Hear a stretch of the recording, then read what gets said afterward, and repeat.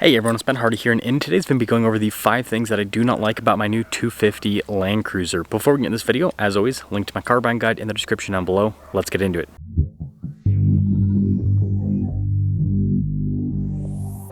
So the first thing that I do not like about the new 250 is the fuel economy.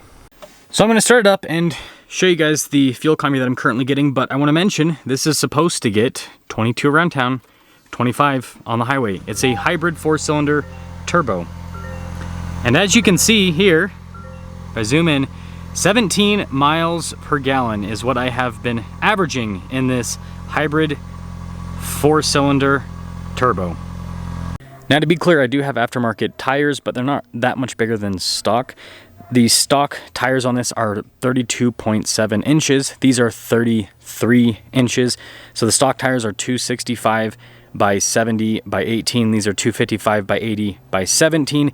So yeah, all-terrain tires and slightly bigger, but I've never had a fuel economy dip that much just by going to some aftermarket tires. Number 2 also has to do with fuel stuff, but it's the fuel tank size. So this has like a 17 something gallon fuel tank, and you guys can see I'm not quite full. I'm a little bit less than that. On a full tank, I get like maybe 220, maybe 230 miles of range.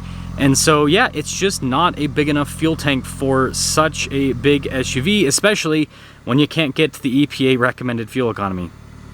Now number 3 is just the overall powertrain performance. So like I said before, hybrid 4-cylinder turbo. The acceleration feels really good right off the bat, but once you're up and moving, it feels pretty lackluster, especially passing power on the highway. It doesn't feel like it's anywhere near the 326 horsepower that it states. This thing weighs 5,700 pounds, so having a 4-cylinder, any vehicle that's almost 6,000 pounds, kind of ridiculous.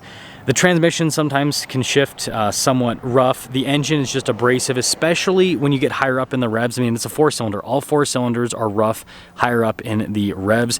And so it's just a completely unrefined engine for a Land Cruiser, which is supposed to be a more refined off-roader. Now, number 4 is the fact that the new Land Cruiser does not have any KDSS system. So we just have a traditional shock setup, which obviously is going to be reliable, and Land Cruisers are all about reliability.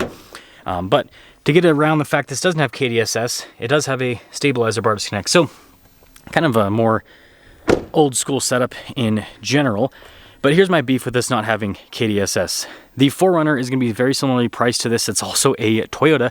It also doesn't have KDSS. And so when you look at the price overlap and the package overlap between the 4Runner and the Land Cruiser here, there is not a lot of differentiation between them. I think the KDSS would have been a great differentiating factor, and it still would have been okay to put in this, even though it would have made the Lexus GX maybe feel a little bit less special. But the GX has a V6. This doesn't have a V6, and so I think the GX would still have that special factor. The KDSS improves handling massively, which this needs because of how much it weighs, and it also improves articulation off-road. I'd say the KDSS articulates better than the stabilizer bar disconnect off-road, and so there's just tons and tons of benefits to that new eKDSS system. They should have put it in this new Land Cruiser to differentiate it more from the 4Runner, and to just make it feel more special because it's a Land Cruiser. Now the 5th and final thing is that the new Land Cruiser feels pretty darn cheap. Now this isn't a comment on the build quality. The build quality in this is actually pretty good. It's just the materials used. So just listen to the door. Very hollow. I mean, just all the materials on this. And I mean, just to give you an idea, I've got a 200 series. I'll quickly show you guys over here. I'll knock on some of the same elements. Listen to how much, and yes, I know I need to wash my cars. You can see how much more solid. Now I understand this is a much more expensive vehicle, but yeah, just how cheap the new Land Cruiser feels is kind of disappointing, and also how cheap it looks with certain elements. Like all of this plastic along the bottom, the fender flares, the bottom there, and the door seal, it looks like a cheap plasticky kind of like toy car in a way.